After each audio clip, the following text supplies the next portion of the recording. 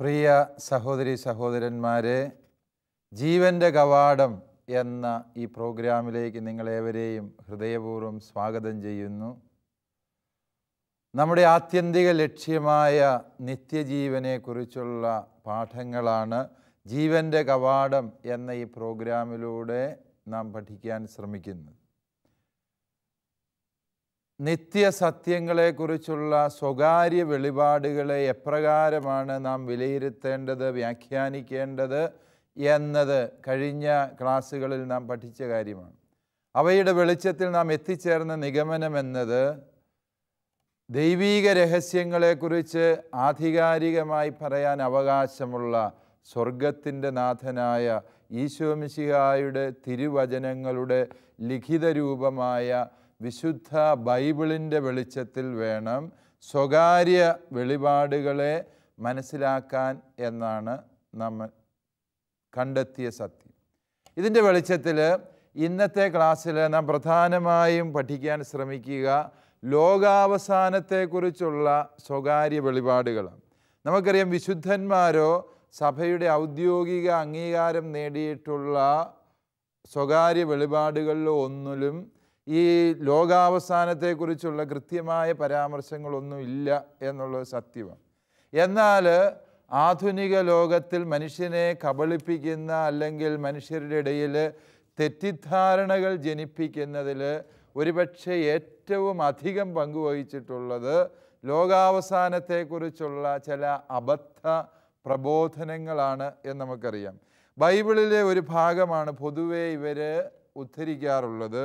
വിശുദ്ധ പത്രോസ്ലീഹായുടെ 2-ാം ലേഖനത്തിൽ നിന്നുള്ള ഒരു ഭാഗം നമുക്കെല്ലാവർക്കും പരിചയമുള്ളതാണ്. അതിലിപ്രകാരം എഴുതിയിട്ടുണ്ട്: കർത്താവിൻ്റെ ദിനം കള്ളനെ പോലെ വരും. അപ്പോൾ ആകാശം വലിയ ശബ്ദത്തോടെ അപ്രത്യക്ഷമാകും, മൂലപദാർത്ഥങ്ങൾ എരിഞ്ഞ് ചാമ്പലാകും, ഭൂമിയും അതിലുള്ള സമസ്തവും കത്തി നശിക്കും. ഇവയെല്ലാം നശ്വരമാകയാൽ വിശുദ്ധിയോടും ഭക്തിയോടും കൂടെ ജീവിക്കുന്നതിൽ നിങ്ങൾ ശുഷ്കാന്തിയുള്ളവരായിരിക്കും. വിശുദ്ധ പത്രോസിൻ്റെ ഈ ലേഖനം മാത്രമല്ല, പുതിയ നിയമത്തിൽ ഈശോ മിശിഹായുടെ യുഗാന്ത്യ പ്രഭാഷണത്തിൽ, വിശിഷ്യ വിശുദ്ധ മത്തായിയുടെ സുവിശേഷം 24-ാം അധ്യായത്തിലും സമാനമായ പദപ്രയോഗങ്ങളുണ്ട്. എപ്പോഴാണ് ഈ യുഗത്തിൻ്റെ അവസാനം? ഇതാണ് മനുഷ്യനെ അസ്വസ്ഥമാക്കുന്ന ചിന്ത. ഈ ലോകം ഇങ്ങനെ നിത്യതയോളം നീളുകയില്ല എന്നുള്ളത് നമുക്കറിയാം. കാരണം ദൈവം മാത്രമേ നിത്യനായിട്ടുള്ളൂ എന്നുള്ളതും മിശിഹാ തമ്പുരാൻ രണ്ടാമത് വീണ്ടും വരും എന്നുമുള്ളത് നമ്മുടെ വിശ്വാസത്തിൻ്റെ ഭാഗം തന്നെയാണ്. ആ അർത്ഥത്തിൽ ചിന്തിക്കുമ്പോൾ തീർച്ചയായും ഈ ലോകത്തിന് ഒരവസാനമുണ്ട് എന്നുള്ളത് സംശയരഹിതമായ വസ്തുതയാണ്. അതിനെയല്ല നമ്മൾ ചോദ്യം ചെയ്യുക. പക്ഷേ ഈ ലോകാവസാനം എപ്പോഴാണ് സംഭവിക്കുക എന്നുള്ളതിനെക്കുറിച്ച് ഒരുപാട് വെളിപാടുകൾ ഈ കാലഘട്ടത്തിൽ ലഭിച്ചുകൊണ്ടിരിക്കുക. കേരളത്തിൽ തന്നെ ചില വിഘടിത ഗ്രൂപ്പുകളുടെ നേതാക്കന്മാർ ഇതിനോടകം തന്നെ ലോകാവസാനത്തിൻ്റെ കൃത്യമായ തീയതികൾ നിശ്ചയിച്ച് നൽകിയിട്ടുണ്ട്. ഇതിനോടകം അവർ പറഞ്ഞ് 2 തീയതികൾ കഴിഞ്ഞു പോയി എന്നുള്ളത് സത്യം. ഒന്നവർ പറഞ്ഞ് 2010 മെയ് മാസമാണ് എന്ന് പറഞ്ഞു. മറ്റൊരു തീയതി അവർ പറഞ്ഞത് 2014 ഡിസംബർ 21-ാം തീയതിയാണ്. ഇങ്ങനെ 2012 ലോകാവസാനം പറഞ്ഞവരുണ്ട്. 2000 ആണ്ടിൽ ലോകം അവസാനിക്കുമെന്നായിരുന്നു കഴിഞ്ഞ നൂറ്റാണ്ടിലെ ഏറ്റവും വലിയ തർക്കവിഷയം. ലോകം അവസാനിക്കും നിശ്ചിത ദിവസം എന്ന് പറഞ്ഞ് അനുയായികളെയും കൂട്ടി ലോകാവസാനത്തിൽ മിശിഹായുടെ 2-ാം വരവിന് വേണ്ടി കാത്തിരുന്ന് ടെലിവിഷൻ ചാനലുകളെ അറിയിച്ച് കാത്തിരുന്നവർ അവസാനം ലോകം അവസാനിക്കുന്നില്ല എന്ന് കണ്ടപ്പോൾ തങ്ങളുടെ ജീവിതം അവസാനിപ്പിച്ച കഥകൾ, ആത്മഹത്യകളുടെ കഥകൾ, ഇതിനോടകം ഒരു 7 സംഭവങ്ങളെങ്കിലും ലോകചരിത്രത്തിൽ രേഖപ്പെടുത്തപ്പെട്ടിട്ടുണ്ട്. അതുകൊണ്ട് ഞാൻ പറയുന്നത്, ഇത് ലോകാവസാനത്തെക്കുറിച്ചുള്ള സ്വകാര്യ വെളിപാടുകൾ ഒരു സാമൂഹിക പ്രശ്നം തന്നെയായിട്ട് വളർന്നു വന്നിട്ടുണ്ട്. അത് കേവലം ഒരു മതപരമായ പ്രശ്നം മാത്രമല്ല, അതൊരു സാമൂഹിക പ്രശ്നമായി പല ദേശങ്ങളിലും രൂപപ്പെട്ടിട്ടുണ്ട് എന്നാണ് ഞാൻ പറഞ്ഞത്. ഈ ലോകാവസാനം എപ്പോഴാണ്? ഈശോയോട് ശിഷ്യന്മാർ ചോദിച്ചപ്പോൾ ഈശോ പറഞ്ഞ മറുപടി മത്തായിയുടെ സുവിശേഷത്തിൻ്റെ 24-ാം അധ്യായം 36-ാം വാചകത്തിലുണ്ട്. ഇതെല്ലാം എപ്പോഴാണ് ഈശോയെ സംഭവിക്കുക? ഈശോ യുഗാന്ത്യത്തെക്കുറിച്ച് പഠിപ്പിച്ചപ്പോൾ ശിഷ്യന്മാരുടെ ന്യായമായ സംശയമാണ്, കർത്താവ് ഇതെല്ലാം എപ്പോഴാണ് സംഭവിക്കുക? ഈശോ പറഞ്ഞ മറുപടി വളരെ ചിന്തനീയമാണ്. ഈശോ എന്താ പറഞ്ഞത്? ആ സമയം പിതാവിനല്ലാതെ പുത്രന് പോലും അറിയത്തില്ല എന്നാണ് പറഞ്ഞത്. ഒരുപക്ഷേ ക്രിസ്തു വിജ്ഞാനീയപരമായി വളരെ സങ്കീർണമായൊരു വിഷയം, പിതാവിന് അറിയാവുന്നതും പുത്രന് അറിയാൻ മേലാത്തതുമായ കാര്യങ്ങളുണ്ടോ, പുത്രൻ്റെ ദൈവീകത എന്താണ് എന്നൊക്കെയുള്ള വലിയ സംശയങ്ങളുണ്ട്. അതിനെക്കുറിച്ചൊക്കെ മറ്റ് ദൈവശാസ്ത്ര ക്ലാസ്സുകളിൽ നമ്മൾ പഠിച്ചിട്ടുള്ളത് കൊണ്ട് ഞാൻ അതിലേക്കൊന്നും പ്രവേശിക്കുന്നില്ല. പക്ഷേ പുത്രന് പോലും അറിയാൻ പാടില്ല എന്ന് ഈശോ പറയുമ്പോൾ ഉദ്ദേശിക്കുന്നത് ഇത് ഒരു ദൈവീക രഹസ്യമാണ്, മനുഷ്യർക്ക് ദൈവം വെളിപ്പെടുത്തി കൊടുത്തിട്ടില്ലാത്ത ഒരു രഹസ്യമാണ്. അത് ദൈവത്തിൻ്റെ തീരുമാനമാണ്. എന്തുകൊണ്ടാണ് ഈശോ വരാൻ വൈകുന്നത് എന്ന് നേരത്തെ നാം വായിച്ചു കേട്ട വചനഭാഗത്ത് തന്നെ വിശുദ്ധ പത്രോസ്ലീഹ പറഞ്ഞു വയ്ക്കുന്നുണ്ട്. ആ വാചകം കൂടി ശ്രദ്ധിക്കുക. 3-ാം അധ്യായം 9-ാമത്തെ തിരുവചനം. മിശിഹായുടെ ആഗമനത്തെക്കുറിച്ചുള്ള കാലവിളംബത്തെക്കുറിച്ച് ചിലർ വിചാരിക്കുന്നത് പോലെ കർത്താവ് തൻ്റെ വാഗ്ദാനങ്ങൾ പാലിക്കുന്നതിൽ താമസം വരുത്തുന്നില്ല. ഇനിയുള്ളതാണ് ശ്രദ്ധേയമായ വാചകം. ആരും നശിച്ചു പോകാതെ എല്ലാവരും അനുതപിക്കണമെന്ന് അവിടുന്ന് ആഗ്രഹിക്കുന്നത് കൊണ്ട് നിങ്ങളോട് ദീർഘക്ഷമ കാണിക്കുന്നുവെന്നേ ഉള്ളൂ. ഈശോയുടെ 2-ാം ആഗമനം വൈകുന്നതിൻ്റെ കാരണം എന്ത് എന്ന് ചോദിച്ചാൽ, ഈശോ ഇപ്പോൾ വന്നാൽ പാപാവസ്ഥയിലുള്ളവരെല്ലാവരും നശിച്ചു പോകും എന്നുള്ളതിനാൽ മനുഷ്യർക്ക് പാപത്തെയോർത്ത് അനുതപിച്ച് മാനസാന്തരപ്പെട്ട് സുവിശേഷത്തിൽ വിശ്വസിക്കാനുള്ള കാലദൈർഘ്യം ദൈവം നൽകുകയാണ് ചെയ്യുന്നത് എന്ന് വിശുദ്ധ പത്രോസ്ലീഹ പറഞ്ഞു തരുന്നു. അവിടെയാണ് ഇതിൻ്റെ ശരിയായ അർത്ഥം പ്രിയപ്പെട്ടവരെ നമ്മൾ മനസ്സിലാക്കേണ്ടത്. അല്ലാതെ ലോകാവസാനം എപ്പോൾ സംഭവിക്കും, ഇതേക്കുറിച്ച് ഇതിനോടകം ഉണ്ടായിട്ടുള്ള ചില സ്വകാര്യ വെളിപാടുകളുടെ കാര്യകാരണങ്ങളെക്കുറിച്ച് നമുക്കൊന്ന് പരിശോധിച്ച് നോക്കാം. അപ്പോൾ മനസ്സിലാകും ഇത് മനുഷ്യനെ കബളിപ്പിക്കാൻ വേണ്ടി ഇവർ ബോധപൂർവം പറയുന്ന ഒരു വസ്തുതയാണ്. ഒന്നാമതായിട്ട് ഇവർ പറയുന്നത് ഗ്രഹങ്ങൾ കൂട്ടിയിടിക്കും. ഏതോ ചില ഗ്രഹങ്ങൾ വന്ന് ഭൂമിയുമായി കൂട്ടിയിടിക്കും. സുമേറിയൻ പാരമ്പര്യത്തിൻ്റെ പശ്ചാത്തലത്തിൽ നാമകരണം ചെയ്യപ്പെട്ട ഒരു ഗ്രഹമാണ് നബീറു എന്ന് പറയുന്ന ഒരു ഗ്രഹം. അപ്രകാരം ഒരു ഗ്രഹമുണ്ട് എന്നും ആ ഗ്രഹം 2014 ഭൂമിയുമായി കൂട്ടിയിടിക്കും എന്നതായിരുന്നു ഒരു പ്രവചനം. ഈ പ്രവചനം കേരളത്തിലെ ഒരു വിഘടിത ഗ്രൂപ്പിൻ്റെ നേതാവ്, മധ്യ കേരളം കേന്ദ്രമാക്കി പ്രവർത്തിക്കുന്ന ഒരു നേതാവ് ഇതിൻ്റെ പേരിൽ അണികളെ തെറ്റിദ്ധരിപ്പിക്കുന്നു.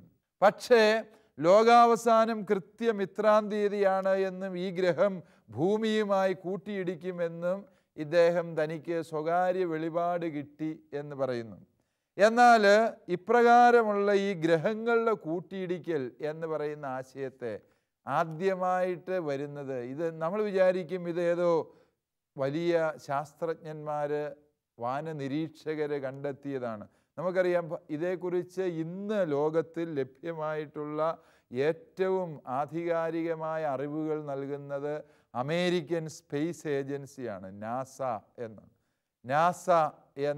നാസ അതൊരു ഹീബ്രു പദമാണ്, ബൈബിളിലെ ഒരു പദമാണെന്ന് നമുക്കറിയാം. അന്വേഷിക്കുക എന്നുള്ളതിൻ്റെ ഹീബ്രു പദമാണ് നാസ. അതാണ് അവരുടെ സ്പേസ് പര്യവേഷണത്തിൻ്റെ പേര്. അതിൻ്റെ ചുരുക്കെഴുത്തൊക്കെ ഉണ്ട്, എങ്കിലും ആത്യന്തികമായി അതാണ് അതിൻ്റെ അർത്ഥം. അവരന്വേഷിക്കുന്നതാണ്.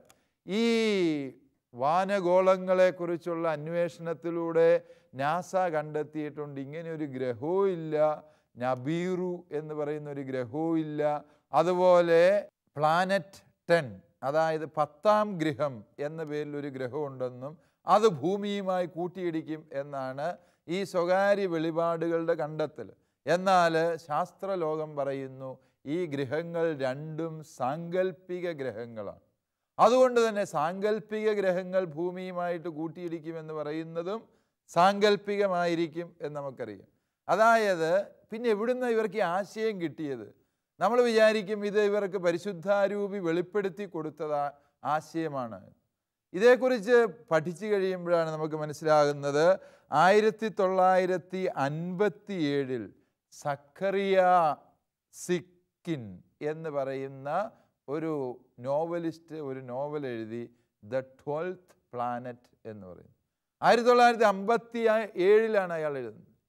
ആ മനുഷ്യൻ എഴുതിയ 12th പ്ലാനറ്റ് എന്ന നോവലിലെ ഒരാശയമാണ് ഏത്? ഈ നബീറു ഗ്രഹവും അതുപോലെ 10ാം ഗ്രഹം എന്നറിയപ്പെടുന്ന ഒരു ഗ്രഹവും ഭൂമിയുമായി കൂട്ടിയിടിക്കും, ഭൂമി താറുമാറാകും, ചാമ്പലാകും എന്ന് അതിൽ അദ്ദേഹം എഴുതി വെച്ചു. ആ നോവലിൽ ആ മനുഷ്യൻ പറഞ്ഞ കാലസമയങ്ങൾ കണക്ക് കൂട്ടിക്കൊണ്ടാണ് ഇവിടുത്തെ ചില പ്രവാചകന്മാർ, ആധുനിക പ്രവാചകന്മാർ ഇപ്രകാരം പ്രവചിച്ചത് എന്നിപ്പോൾ നമുക്ക് മനസ്സിലാക്കാൻ കഴിഞ്ഞിട്ടുണ്ട്. അപ്പോൾ നോക്കുക, ഈ സ്വകാര്യ വെളിപാട് ഞങ്ങൾക്ക് പരിശുദ്ധാത്മാവ് വെളിപ്പെടുത്തി തന്നു എന്ന മട്ടിൽ ഇവർ ആളുകളെ പറഞ്ഞ് കബളിപ്പിച്ചത് ആത്യന്തികമായി എന്താണ്? ഒരു നോവലിസ്റ്റ് തൻ്റെ ഭാവനയിൽ രൂപപ്പെടുത്തിയ ഒരാശയത്തെ തങ്ങൾക്ക് ലഭിച്ച പരിശുദ്ധാത്മ വെളിപാടായി അവതരിപ്പിക്കുമ്പോൾ ഇത്തരം പ്രവാചകന്മാർ ബോധപൂർവം മനുഷ്യനെ കബളിപ്പിക്കുകയായിരുന്നു. ലോകാവസാനത്തെക്കുറിച്ചുള്ള മനുഷ്യൻ്റെ ആശങ്കയെ ചൂഷണം ചെയ്യുകയായിരുന്നു എന്ന് ന്യായമായും നമുക്ക് പറയാതെ തരമില്ല എന്ന് ഓർക്കുക. വീണ്ടും ലോകാവസാനത്തെക്കുറിച്ചുള്ള രണ്ടാമത്തെ വാദം, അതും വളരെ പ്രധാനപ്പെട്ടതാണ്. യുവജനങ്ങളുടെ ഇടയിൽ ഒക്കെ വളരെയേറെ പ്രചാരം കിട്ടിയ ഒരു വാദഗതിയാണ്. പല യുവജനങ്ങളും ചോദിച്ചിട്ടുള്ളത്. ഈ മായാൻ കലണ്ടർ എന്ന് പറയുന്നൊരു കലണ്ടറുണ്ട്. ഈ കലണ്ടറിൻ്റെ ഉത്ഭവം പരിശോധിച്ച് കഴിഞ്ഞാൽ ഈ കലണ്ടർ എന്തുകൊണ്ടാണ് ലോകാവസാനവുമായി ബന്ധപ്പെട്ടത് എന്ന് ചോദിച്ചാൽ, ഈ കലണ്ടറിൻ്റെ അവസാനത്തെ തീയതി 2012 ഡിസംബർ മാസം 21-ാം തീയതിയാണ്. ഈ കലണ്ടർ അതുവരെ ഉള്ളൂ. 2010-ലും 2011-ലും ഒക്കെ ഇതൊരു വലിയ ചർച്ചാ വിഷയമാണ്. അവർ പറയുന്നത് ഈ കലണ്ടറിൻ്റെ ഏറ്റവും അവസാനത്തെ തീയതി എന്ന് പറയുന്നത് 2012 ഡിസംബർ മാസം 21-ാം തീയതിയാണ്. അതുകൊണ്ട് ലോകം അതിൽ അവസാനിക്കും എന്നാണ് അവരുടെ വാദം. ഇതേക്കുറിച്ച് പഠനം നടത്തിയാൽ നമുക്ക് മനസ്സിലാകും, ഇങ്ങനൊരു കലണ്ടർ ഉണ്ടായിരുന്നു.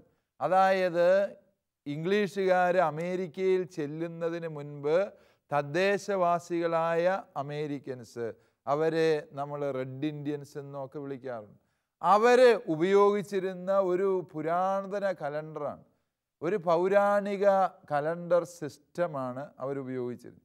ഇതിലെ വർഷങ്ങൾ എന്ന് പറയുന്നത് 260 ദിവസങ്ങൾ ചേർന്നതാണ് ഇതിലെ വർഷങ്ങൾ എന്ന് നമുക്ക് മനസ്സിലാക്കാൻ സാധിക്കും. ഈ വർഷങ്ങൾ നമുക്കറിയാം, ഈ വർഷങ്ങൾ എന്ന് പറയുന്ന ഒരു സ്ത്രീയുടെ ഗർഭകാലത്തെ ആധാരമാക്കിയാണ് ഈ 260 ദിവസങ്ങൾ എന്നുള്ള അവരുടെ ഒരു വർഷക്രമം രൂപീകരിച്ചിരിക്കുന്നത്. അങ്ങനെ ഒരു കലണ്ടർ രീതിയാണ് അവർക്കുള്ളത്. അതുപോലെ അവരുടെ ഒരു പൂർണ്ണ കലണ്ടർ എന്ന് പറയുന്നത് 52 വർഷങ്ങൾ, സൂര്യവർഷങ്ങൾ ചേർന്നതാണ്. 52 ഗുണിക്കണം 365 എന്ന് പറഞ്ഞാൽ 18,980 ദിവസങ്ങൾ ചേർന്നതാണ് അവരുടെ ഒരു ദീർഘ കലണ്ടർ എന്ന് പറയും. അതായത് ഒരു മനുഷ്യൻ്റെ ആയുസ്സായിട്ട് അവർ കരുതുന്നത് ഇതാണ്. ചന്ദ്രമാസപ്രകാരം ഒരു മനുഷ്യൻ്റെ ഗർഭകാലം എന്ന് പറയുന്നതിനെ 10 മാസം എന്ന രീതിയിൽ അല്ലെങ്കിൽ 9 മാസം എന്ന രീതിയിൽ ഗുണിച്ചപ്പോൾ അവർ 260 എന്ന ഒരു സംഖ്യയിലെത്തി. ഒരു മനുഷ്യൻ്റെ ആയുസ് 52 സൂര്യവർഷങ്ങളാണ് എന്ന് ഗുണിച്ചപ്പോൾ അവർ 18,980 എന്ന സംഖ്യയിലും എത്തിച്ചേർന്നു. ഇപ്രകാരമാണ് അവരൊരു കലണ്ടർ ക്രമീകരിച്ചിരിക്കുന്നത്. നമുക്ക് ലഭ്യമായിട്ടുള്ള മയാൻ കലണ്ടറിലെ അവസാനത്തെ തീയതി ഡിസംബർ 21 ആയിരുന്നു എന്ന് പറഞ്ഞാൽ അതിൻ്റെ അർത്ഥം ലോകം അവസാനിക്കും എന്ന് വാദിച്ച ഈ സ്വകാര്യ വെളിപാടുകാർ ജനത്തെ കബളിപ്പിക്കുകയാണ്. എല്ലാ കലണ്ടറിലും ഒരു അവസാന ഡേറ്റ് ഉണ്ട്. നമുക്കറിയാം, നമ്മുടെയൊക്കെ വീട്ടുകളിൽ തൂക്കിയിട്ടിരിക്കുന്ന കലണ്ടർ ഡിസംബർ 31-ാം തീയതി വരെ ഉള്ളൂ ആ കലണ്ടറിൽ. അതിൻ്റെ അർത്ഥം അന്ന് ലോകം അവസാനിക്കുമെന്നല്ല, അതിൻ്റെ പിറ്റേന്ന് മുതൽ പുതിയ കലണ്ടർ നമ്മൾ തൂക്കിയിടണം എന്നേ അതിനർത്ഥമുള്ളൂ.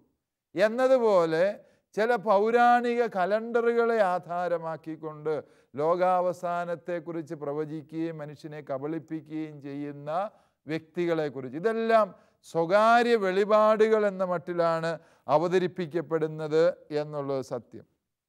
മറ്റൊരു ലോകാവസാന സിദ്ധാന്തം എന്ന് പറയുന്നത്, അതും ഈ കേരളത്തിൽ അടക്കമുള്ള ചില വിഘടിത ഗ്രൂപ്പുകളുടെ നേതാക്കൾ പറഞ്ഞു വരുത്തിയ ലോകാവസാന സിദ്ധാന്തത്തിൽപ്പെട്ടതാണ്.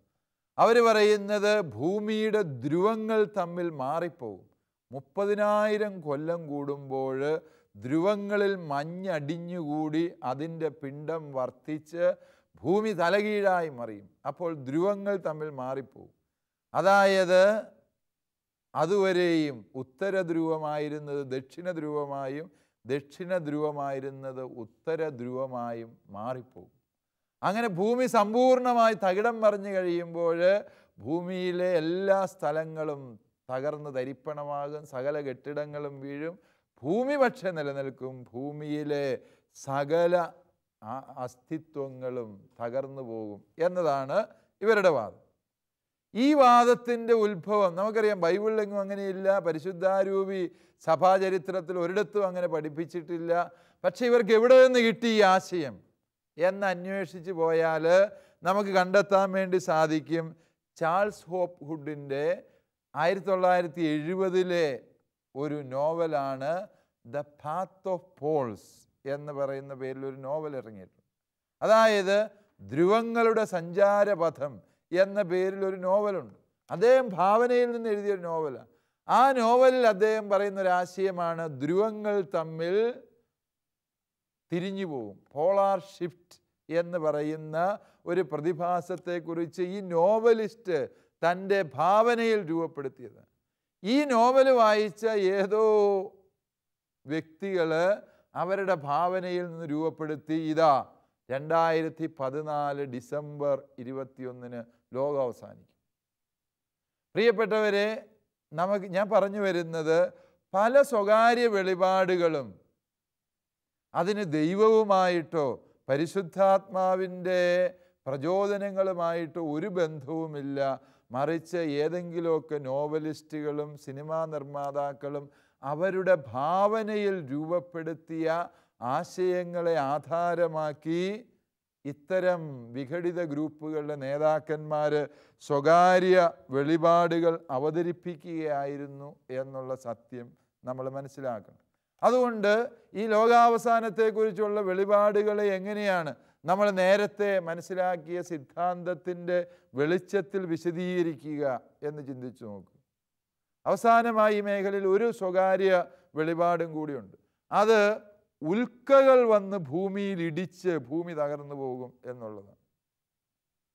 അതായത് ഈ ഉൽക്കകളെക്കുറിച്ചുള്ള പഠനത്തിൽ നമുക്കറിയാം, നോത്രദാമൂസ് എന്ന് പറയുന്ന ഒരു പ്രവാചകൻ മധ്യകാലത്തിലുണ്ടായിരുന്നു. ഇദ്ദേഹത്തിൻ്റെ ചില പ്രവചനാത്മകമായ രചനകളുണ്ട്. ഇദ്ദേഹത്തിൻ്റെ ഈ രചനകളിൽ ഇപ്രകാരം വലിയ ഉൽക്കകൾ വന്ന് ഭൂമിയെ ഇടിക്കും, അങ്ങനെ ഭൂമി തകർന്നു പോകും എന്നാണ് അദ്ദേഹം എഴുതി വച്ചിരിക്കുന്നത്. ഇതിനെ ആധാരമാക്കി ഉൽക്കകൾ വരുന്നു എന്ന് പറഞ്ഞ് മനുഷ്യനെ ഭയപ്പെടുത്തുന്ന ചില സ്വകാര്യ വെളിപാടുകാരുണ്ട്. പ്രിയപ്പെട്ടവരെ, ഉൽക്കകൾ എന്ന് ശാസ്ത്രം കണ്ടെത്തിയിട്ടുണ്ട്. ഇവ ഭൗമാന്തരീക്ഷത്തിലേക്ക് പ്രവേശിക്കുന്ന ചില ഛിന്ന ഗ്രഹങ്ങളാണ്. ഈ ഭൗമാന്തരീക്ഷത്തിലേക്ക് പ്രവേശിക്കുന്നതോടെ ഗുരുത്വാകർഷണ വലയത്തിൽ അവ കത്തിച്ചാമ്പലാവുകയാണ്. ഭൂമിയുടെ അടുത്തെത്തുന്നതിന് മുമ്പേ അവയെല്ലാം ഭസ്മമായി പോയിട്ടുണ്ടാകും. 99.9% ഉൽക്കകളും അപ്രകാരം കത്തിച്ചാമ്പലാകും. എന്നാൽ അപൂർവം ചില ഉൽക്കകൾ കത്തിത്തീരാന്നതിന് മുൻപേ അത് ഭൂമിയിലെത്തി ഭൂമിയുമായി ഇടിച്ചിട്ടുണ്ട്. അവ ചെറിയ ചെറിയ വസ്തുക്കളാകയാൽ അവ പതിക്കുന്ന സ്ഥലത്ത് വലിയ കുഴികൾ രൂപപ്പെടുന്നു എന്നുള്ളത് സത്യമാണ്. 10-50 മീറ്റർ ചുറ്റളവിലുള്ള കുഴികൾ രൂപപ്പെടുത്തിക്കൊണ്ട് ഉൽക്കകൾ ഭൗമിക ഉപരിതലത്തിൽ പതിച്ചിട്ടുള്ള സംഭവങ്ങളെക്കുറിച്ച് ശാസ്ത്രലോകം നമുക്ക് അറിവുകൾ തന്നിട്ടുണ്ട്. ഇതിനോട് അപ്രകാരമുള്ള നൂറുകണക്കിന് സംഭവങ്ങൾ ഭൂമിയുടെ ചരിത്രത്തിലുണ്ട്. പക്ഷേ ഈ രംഗത്ത് ഗവേഷണം നടത്തുന്ന ഭൗമശാസ്ത്രജ്ഞന്മാരെല്ലാവരും പറയുന്നത് ഭൂമി എന്ന ഈ വലിയ ഗ്രഹത്തെ സമ്പൂർണമായും നശിപ്പിക്കാൻ പോരുന്ന ഒരു ഉൽക്കയും നിലവിലില്ല എന്നുള്ളതാണ്. അതുകൊണ്ട് പ്രിയപ്പെട്ടവരെ, ഈ സ്വകാര്യ വെളിപാടുകൾ എന്ന മട്ടിൽ അവതരിപ്പിച്ച ഇത്തരത്തിലുള്ള മായാകഥകളെ, അതല്ലെങ്കിൽ ഇപ്രകാരമുള്ള വിഭ്രമാത്മക വിവരണങ്ങളെ പ്രിയപ്പെട്ട സഹോദരങ്ങളെ നമ്മൾ ശരിയാം വിധത്തിൽ തന്നെ മനസ്സിലാക്കണം. ഇവയൊന്നും ബൈബിളിൽ അധിഷ്ഠിതമല്ല, പരിശുദ്ധാത്മാവിൻ്റെ പ്രചോദനത്താൽ നൽകപ്പെടുന്നതുമല്ല. ബൈബിൾ എന്താണ് ഇതിനെക്കുറിച്ച് പറയുന്നത് എന്ന് ചോദിച്ചാൽ, ഒന്ന് ഞാൻ നേരത്തെ പറഞ്ഞു കഴിഞ്ഞ കാര്യമാണ്, ലോകാവസാനം. അതിനെക്കുറിച്ച് മനുഷ്യ നീ വ്യഗ്രതപ്പെടരുത്. വ്യഗ്രതപ്പെടേണ്ടത് എന്താണ്? വിശുദ്ധ പത്രോസ്ലീഹ തൻ്റെ ലേഖനത്തിൽ പറഞ്ഞതുപോലെ മിശിഹ വരുമ്പോൾ പാപമില്ലാത്ത അവസ്ഥയിൽ കാണപ്പെടാൻ തക്ക വിധത്തിൽ ദൈവൈക്യത്തിൽ ജീവിക്കുന്ന വ്യക്തികളായി തീരുക, അതിനുവേണ്ടി നാം പരിശ്രമിക്കുക. ലോകം മുഴുവനും അങ്ങ് കത്തിച്ചാമ്പലാകുന്നതാണ് ലോകാവസാനം എന്നാരും തെറ്റിദ്ധരിക്കരുത്. ഞാൻ ആരംഭത്തിൽ വായിച്ചു കേൾപ്പിച്ച വചനഭാഗം വിശുദ്ധ പത്രോസിൻ്റെ 2-ാം ലേഖനം 3-ാം അധ്യായം 9 മുതലുള്ള ഈ തിരുവചനങ്ങളെക്കുറിച്ച് വിശുദ്ധനായ 2-ാം പിയൂസ് മാർപ്പാപ്പ 15-ാം നൂറ്റാണ്ടിൽ നൽകിയ ഒരു വിശദീകരണം ശ്രദ്ധേയമാണ്. പരിശുദ്ധ പിതാവ് നൽകിയ വിവരണം ഇപ്രകാരമാണ്: ആരും ഈ വചനത്തെ അക്ഷരാർത്ഥത്തിൽ വ്യാഖ്യാനിക്കരുത്. ഭൂമി കത്തിച്ചാമ്പലാകുമെന്നും ആകാശഗോളങ്ങൾ ഇളകുമെന്നും നക്ഷത്രം ഭൂമിയിലോട്ട് വീഴുമെന്നും ഒക്കെ പറയുന്ന ഈ വചനങ്ങൾ ആ കാലഘട്ടത്തിലെ വെളിപാട് സാഹിത്യ ശൈലിയുടെ ഭാഗമാണ്. വെളിപാട് സാഹിത്യ ശൈലിയിൽ എഴുതപ്പെട്ടതൊന്നും അക്ഷരാർത്ഥത്തിൽ വ്യാഖ്യാനിക്കപ്പെടാൻ പാടില്ല. അതൊരു കാവ്യാത്മക ശൈലിയാണ് എന്ന് നമുക്കറിയാം, അല്ലേ? അതായത് കാവ്യാത്മക ശൈലി നമ്മുടെ മലയാളത്തിലുണ്ട്. എന്താണ് ഈ കാവ്യാത്മക ശൈലി? ഒരു വണ്ട് തേൻ കുടിക്കാൻ പുഷ്പത്തിൻ്റെ അടുക്കൽ ചെല്ലുമ്പോൾ പുഷ്പം കാമുകിയും വണ്ട് കാമുകനുമാണ്, അവർ തമ്മിലുള്ള പ്രണയലീലകളാണ് അവിടെ നടക്കുന്നത് എന്ന് കവി ഭാവനയിൽ കാണും. നമുക്കറിയാം അതൊന്നും അല്ല അവിടെ സംഭവിക്കുക. വണ്ട് അതിന് വിശന്നിട്ട് അതിന് വല്ലതും തിന്നാൻ കിട്ടുമോ എന്നറിയാൻ പൂവിൻ്റെ അടുത്ത് ചെല്ലുന്നതാണ്. അതിനകത്തൊരു പ്രണയവും ഇല്ല, വണ്ടിന് ഈ പൂവിൻ്റെ സൗന്ദര്യത്തിൽ പ്രത്യേകിച്ച് താല്പര്യവുമില്ല എന്ന് നമുക്കെല്ലാം അറിയാവുന്ന വസ്തുത. പക്ഷെ അത് കവി ഭാവനയിൽ കരുതുകയാണ്. ആ ഭാവനാത്മകമായി പറയുന്നതിനെ യാഥാർത്ഥ്യത്തിൽ നിന്ന് വേർതിരിക്കാൻ കഴിയണം. ഇതെല്ലാ സാഹിത്യ രൂപത്തിലും ഉള്ളതാണ്. അതുതന്നെയാണ് ഈ വെളിപാട് സാഹിത്യ ശൈലി വ്യാഖ്യാനിക്കുമ്പോഴും നമ്മൾ ശ്രദ്ധിക്കേണ്ടത്. എന്താണ് ലോകാവസാനത്തെക്കുറിച്ചുള്ള സഭയുടെ പ്രബോധനം എന്ന് ചോദിച്ചാൽ, ലോകാവസാനം എപ്പോൾ സംഭവിക്കും എന്നുള്ള ചോദ്യത്തെക്കുറിച്ച് ആരും വ്യഗ്രതപ്പെടരുത്. അത് ദൈവം നമുക്ക് വെളിപ്പെടുത്തി തന്നിട്ടില്ലാത്ത സത്യമാകയാൽ അതേക്കുറിച്ച് ആരെന്ത് അവകാശവാദം പറഞ്ഞാലും ആരും അതിനെ ഗൗരവമായിട്ട് എടുക്കേണ്ടതില്ല എന്ന് തന്നെയാണ് സഭയുടെ നിലപാട്. രണ്ടാമതായി ഈ ലോകാവസാനത്തെക്കുറിച്ച് സഭ പറയുന്നത്, ലോകാവസാനം എന്നത് ഈ ഭൂമി മുഴുവനും കത്തിച്ചാമ്പലാകുന്ന ഒരവസ്ഥയല്ല, ഈ ലോകത്തെ ദൈവം രൂപാന്തരപ്പെടുത്തുന്ന അവസ്ഥ. ഈ ലോകാവസാനത്തിൽ അഥവാ മിശിഹായുടെ 2-ാം വരവിൽ സംഭവിക്കുന്നത് എന്ത് എന്ന് ചോദിച്ചാൽ, തിന്മയായതെല്ലാം വേർതിരിക്കപ്പെടുകയും തിന്മയായതെല്ലാം നാശവിധേയമാവുകയും നന്മ നിറഞ്ഞ ഈ ലോകത്തെ പുത്രൻ പരമപിതാവിന് സമർപ്പിക്കുകയും ചെയ്യുന്ന അവസ്ഥയാണ് ഈശോയുടെ 2-ാം വരവിലെ ലോകാവസാനം എന്ന് വിശുദ്ധ ഗ്രന്ഥവും സഭാപാരമ്പര്യവും നമ്മൾക്ക് പഠിപ്പിച്ചു തരുന്നു. അതുകൊണ്ട് പ്രിയപ്പെട്ടവരെ, ലോകാവസാനത്തെക്കുറിച്ചുള്ള സ്വകാര്യ വെളിപാടുകളായി രംഗപ്രവേശം ചെയ്യുന്ന ഇത്തരം അവകാശവാദങ്ങൾ ആരും വഞ്ചിതരാകരുത് എന്ന് ശരിയാം വിധത്തിൽ ഓർത്തിരിക്കുക. മറിച്ച് ഈ പുത്രൻ, ഈശോ മിശിഹായാകുന്ന ദൈവപുത്രൻ തൻ്റെ തിരുരക്തത്താൽ വീണ്ടും രക്ഷിച്ച ഈ പ്രപഞ്ചത്തിൽ തിന്മയുടെ സകല അംശങ്ങളുടെയും മേൽ അവൻ അന്തിമമായി വിജയം നേടി അവയെ എന്നേക്കുമായി നിഷ്കാസനം ചെയ്ത് ഈ പ്രപഞ്ചത്തെ പിതാവിന് സ്വീകാര്യമായ കാണിക്കയായി അവൻ സമർപ്പിക്കുന്ന അവസരമാണ് ലോകാവസാനം എന്ന് മനസ്സിലാക്കുക. അപ്രകാരം നമ്മൾ ലോകാവസാനത്തെ മനസ്സിലാക്കുമ്പോൾ അതെപ്പോൾ സംഭവിക്കും എന്നുള്ളതല്ല പ്രസക്തമായ ചോദ്യം. അത് സംഭവിക്കുന്നതിന് ഞാൻ എപ്രകാരമാണ് ഒരുങ്ങേണ്ടത് എന്നുള്ളതാണ്. എളിമയോടെ ദൈവകൃപയോട് സഹകരിച്ചുകൊണ്ട് വിശുദ്ധിയിലും സഹോദര സ്നേഹത്തിലും ദൈവസ്നേഹത്തിലും വളരാൻ പരിശ്രമിക്കുന്ന ഓരോ വ്യക്തിയും ലോകാവസാനം എന്ന ആ വലിയ സത്യത്തിന് വേണ്ടി നിത്യവും ഒരുങ്ങിക്കൊണ്ടിരിക്കുക. അതുകൊണ്ട് പ്രിയപ്പെട്ടവരെ, ലോകാവസാനം എന്ന ഈ വെളിപാടിനെക്കുറിച്ച് ആരും നമ്മളെ കബളിപ്പിക്കാതിരിക്കാൻ ദൈവം നമ്മെ അനുഗ്രഹിക്കട്ടെ എന്ന് പ്രാർത്ഥിക്കുന്നു. ഈ മേഖലയിലുള്ള ഇതര സ്വകാര്യ വെളിപാടുകൾ, വിശിഷ്യ തനത് വിധി, നരകം, സ്വർഗം എന്നിവയെക്കുറിച്ചുള്ള വിചിന്തനങ്ങളും വിശുദ്ധരുടെ ദർശനങ്ങളുമൊക്കെ വരും ക്ലാസ്സുകളിൽ നമ്മൾ പഠനവിധേയമാക്കുന്നതാണ്. ദൈവത്തിന് സ്തുതി.